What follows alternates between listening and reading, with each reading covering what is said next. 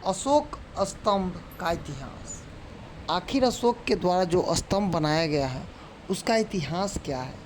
आखिर हमें अशोक स्तंभ के बारे में जानना क्यों चाहिए? उसके इतिहास और उसके बारे में हमें जो जानकारी हासिल है वो किस प्रकार से है? तो इस टॉपिक को समझने से पहले अशोक स्तंभ का इतिहास हम समझेंगे। 26 जनवरी 1950 को देश में संविधान को अपनाया था। इस दिन राष्ट्रीय चिन्ह अशोक स्तंभ को भी अपनाया गया। लेकिन अशोक स्तंभ की कहानी इससे भी काफ़ी पुरानी है।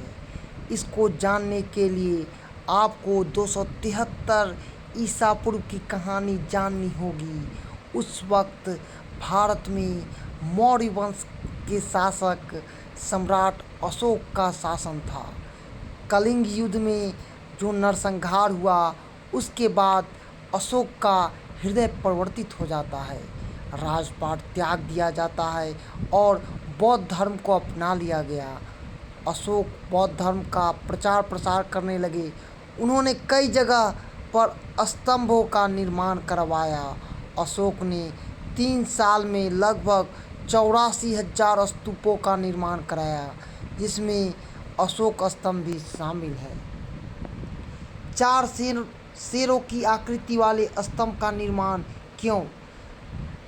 अशोक ने बौद्ध धर्म के प्रचार के लिए अपने बच्चों को श्रीलंका भेजा।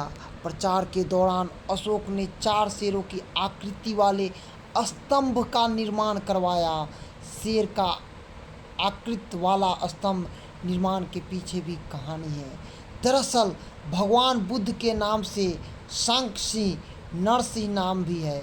इतना ही नहीं, सारनाथ में भगवान बुद्ध ने जो धर्म उपदेश दिया था उसे सिंह गर्जना के नाम से जानते हैं।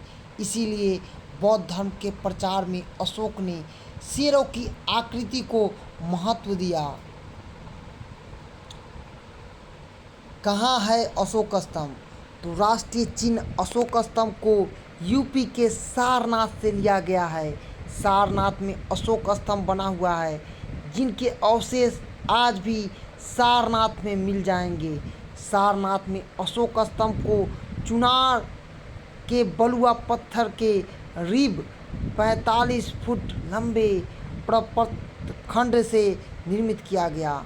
इनका दंड गोलाकार और ऊपर की तरफ पतला होता था। दंड के ऊपर कंठ और कंठ के ऊपर शीर्ष, कंठ के नीचे उल्टा कमल। गोलाकार कंठ में हाथी, घोड़ा, सांड और शेर की आकृति बनी हुई है। सबसे ऊपर 4 शेरों की मूर्ति है। इसके अलावा सांची, दिल्ली, इलाहाबाद और वैशाली में अशोक स्तंभ बना हुआ है। कौन कर सकता है राष्ट्रीय चिन्ह का इस्तेमाल? तो अशोक स्तंभ का जो इस्तेमाल है वह बहुत सारे नियम बनाए गए हैं। अशोक स्तंभ के इस्तेमाल का अधिकार सिर्फ संवैधानिक पदों पर बैठे लोग ही कर सकते हैं, जैसे राष्ट्रपति, उपराष्ट्रपति, प्रधानमंत्री, केंद्रीय मंत्री, राज्यपाल, उपराज्यपाल, न्यायपालिका और उच्च अधिकारी ही अशोक स्तंभ का इस्तेमाल कर सकते हैं। लेकिन रिटायर होने के बाद कोई भी अधिकारी इसका इस्तेमाल नहीं कर सकता है। अगर वह करता है तो यह गैर कानूनी होता है। इसका इस्तेमाल करता है तो उसे 2 साल की सज़ा और 5,000 जुर्माने का प्रावधान है। तो आज हम लोग अशोक स्तंभ के बारे में समझे हैं।